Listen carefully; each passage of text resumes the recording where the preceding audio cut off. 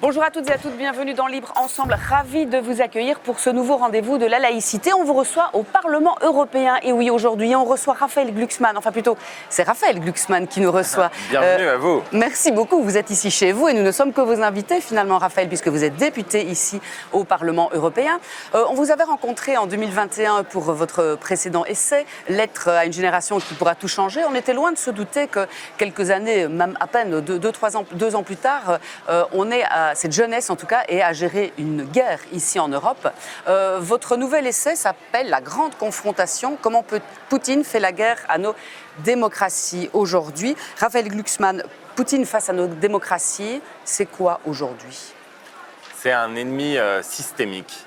C'est le chef d'un régime qui a fait de la confrontation avec nous la base même de son existence. C'est l'homme qui orchestre des ingérences dans nos élections, depuis le Brexit jusqu'aux élections américaines en passant par l'élection présidentielle française de 2017. C'est l'homme qui lance ses hackers à l'assaut de nos institutions, mais aussi de nos hôpitaux. Par exemple, l'hôpital de Corbeil-Essonnes, qui a été complètement incapacité à l'automne 2022. C'est le chef d'un régime qui a déclenché une guerre hybride, une guerre secrète, contre l'existence même de l'Union européenne et de nos démocraties. Et donc c'est un adversaire qu'on n'a pas voulu identifier pendant extrêmement longtemps, qu'on n'a pas voulu combattre, et qui, lui, par contre, nous impose un rapport de force que nous avons fui pendant près de 20 ans. Oui, parce qu'on ne bouge jamais, hein. Vous le dites, la Tchétchénie, la Géorgie, la Syrie et puis l'Ukraine. Parce que nous le savons que trop peu, la corruption, vous le dites, la trahison de beaucoup d'élites européennes empêche de bouger. Vous avez voulu, dès votre arrivée ici en 2019, créer une commission pour contrôler, en tout cas vérifier ces ingérences étrangères, qui a été renouvelée. Vous en êtes le président. Vous avez, voulu dire des choses. Est-ce qu'on vous a écouté ? Au premier jour de mon mandat, j'ai proposé la création de cette commission spéciale parce que j'en pouvais plus en fait de la naïveté, de l'indolence, de la faiblesse des réactions européennes face aux ingérences du régime russe dans nos démocraties. Et au début, les gens m'ont regardé avec une forme de scepticisme parce que c'était pas un sujet qui était en haut de l'affiche, mais assez vite, on a réussi à imposer l'idée et à commencer à travailler. Pendant près de 3 ans maintenant, j'ai documenté méthodiquement, enquêté méthodiquement sur les réseaux du régime russe en Europe, sur les réseaux aussi d'ailleurs des régimes chinois ou iraniens en Europe. Et ce que j'ai découvert, c'est qu'en fait nos démocraties sont complètement perméables aux influences étrangères et aux ingérences étrangères, et en particulier de régimes fondamentalement hostiles à nos principes et à nos intérêts à long terme. Et vous avez dit à juste titre qu'on n'en réagissait pas, mais ce n'est pas simplement les Ukrainiens, les Géorgiens, les Syriens ou les Tchétchènes qu'on a sacrifiés. C'est aussi notre souveraineté. Quand un régime se permet d'assassiner des opposants au cœur même de Berlin ou de Londres et qu'il n'y a aucune réaction de nos autorités. Quand ce régime se permet de corrompre des leaders qui vont ensuite décider de la politique énergétique de l'Europe et qu'il n'y a aucune réaction de nos démocraties, eh bien, il y a des questions fondamentales à poser à nos gouvernements, à nos institutions. Et ces questions, c'est d'abord comment vous avez fait pour à ce point sacrifier notre souveraineté, pour à ce point laisser un tyran s'essuyer les pieds sur notre sécurité et sur l'existence même de nos démocraties.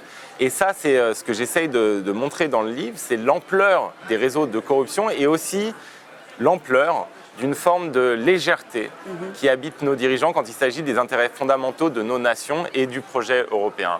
Et c'est à cela qu'il faut mettre un terme, c'est contre cela qu'il faut se battre.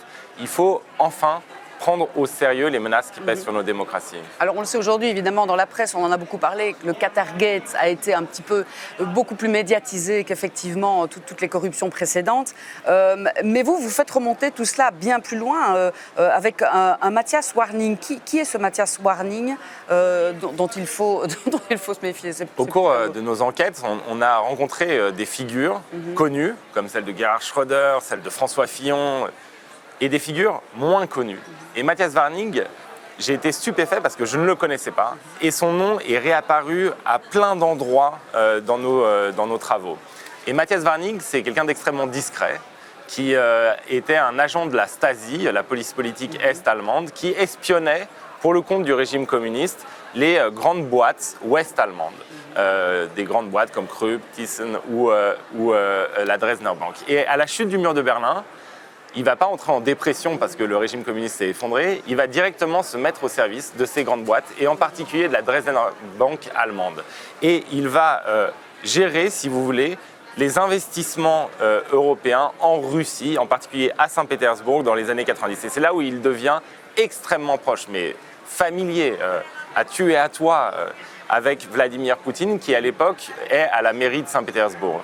Et ces deux hommes vont nouer une forme de partenariat, de business et de relations personnelles qui va se poursuivre jusqu'à aujourd'hui. Et une fois que Vladimir Poutine a pris le pouvoir, Matthias Warning il devient le chef d'orchestre, non plus des investissements européens en Russie, mais de la pénétration russe en Europe et en particulier en Allemagne. Et c'est Matthias Warning qui va orchestrer la mise au pas finalement du système énergétique allemand par le régime de Poutine. C'est lui qui va promouvoir Nord Stream, qui va, donc le gazoduc qui relie la Russie à l'Allemagne. C'est lui qui va convaincre les dirigeants allemands de laisser, si vous voulez, tomber et la Pologne et l'Ukraine et leurs propres intérêts stratégiques au service de la Russie. Et c'est vraiment une figure incroyable parce que personne ne le connaît. Et quand on creuse, on se rend compte qu'il a été déterminant dans les 20 dernières années de politique européenne. Et ce genre de personnes, introduites au sommet de nos États, eh bien, c'est un immense problème que nous n'avons pas voulu régler pendant extrêmement longtemps. C'est lui qui a recruté Gerhard Schröder aussi. Et vous dites qu'il y a un mot qui existe dans la société et la politique en Russie, c'est la schröderisation, justement. Les Russes ont inventé un concept qui s'appelle schröderisation, et c'est la transformation de nos élites politiques en supermarché dans lequel on peut venir faire ses courses. Et la schröderisation, c'est finalement que le régime russe va proposer des retraites dorées à nos anciens ministres, à nos anciens chanceliers, présidents, premiers ministres, à travers toute l'Europe, et en échange d'une politique européenne qui sera favorable aux intérêts de Moscou. Et si vous voulez, cette schröderisation de la politique européenne, eh bien, elle a été aussi bien vue et appliquée par d'autres régimes que la Russie, qui ont vu que si Poutine peut le faire, pourquoi pas nous ? Par exemple, la Chine. Et vous avez, on a des dizaines de noms d'officiels, mais de tous les partis politiques dans tous les pays européens, qui, une fois leur mandat fini, eh bien, vont travailler pour les grands groupes russes ou pour les grands groupes chinois. Et le problème que ça pose, c'est d'abord qu'ils vont rejoindre ces groupes-là avec les secrets de nos États, avec toute la connaissance, tous les réseaux qu'ils ont construits.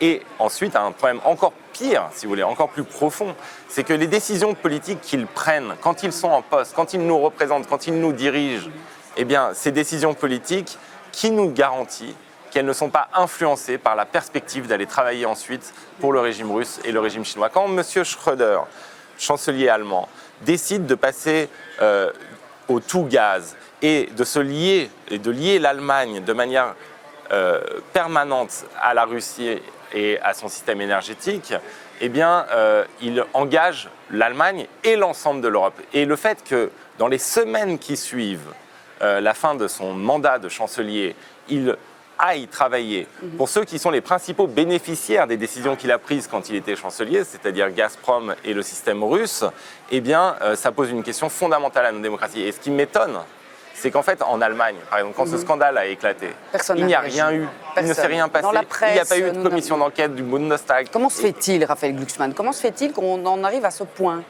Eh bien, parce qu'on l'a laissé faire. On a laissé s'installer ce système de corruption et on a vécu dans un mythe qui était celui que nous n'avions plus d'ennemis.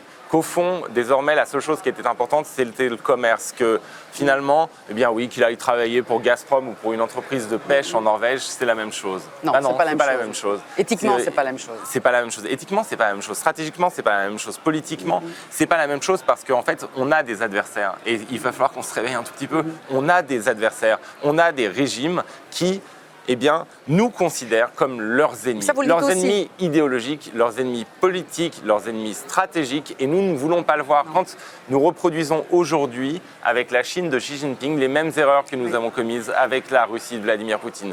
Quand le président de la France part à Pékin et que dans son avion, il prend des Français, des anciens dirigeants français comme M. Raffarin ou M. Le Guen, qui était ministre, et qui aujourd'hui travaillent pour Huawei, dans le cas de M. Le Guen, il valide ce type de comportement.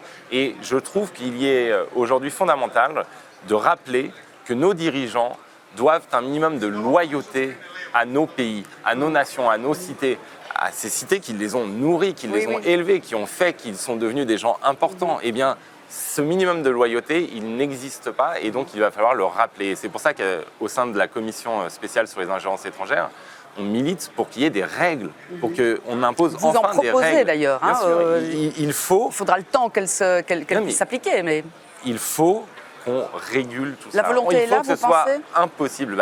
On va le voir très prochainement, puisqu'on est en plein dans les négociations sur justement les règles qu'il faut imposer. Et je crois que la volonté est là et qu'il y a une prise de conscience en Europe, qu'on ne peut pas continuer à vivre dans une telle naïveté et dans un tel océan, si vous voulez, de corruption. Voilà. Merci Raphaël Glucksmann. Merci à vous. La grande confrontation, on le rappelle, aux éditions Alary, qu'il faut lire, évidemment. Merci à vous. Merci à vous. À tous d'avoir choisi de nous suivre. À très bientôt pour un autre rendez-vous de la laïcité. À bientôt Raphaël Glucksmann. Et encore merci. Bienvenue. Beau décor. Votre maison.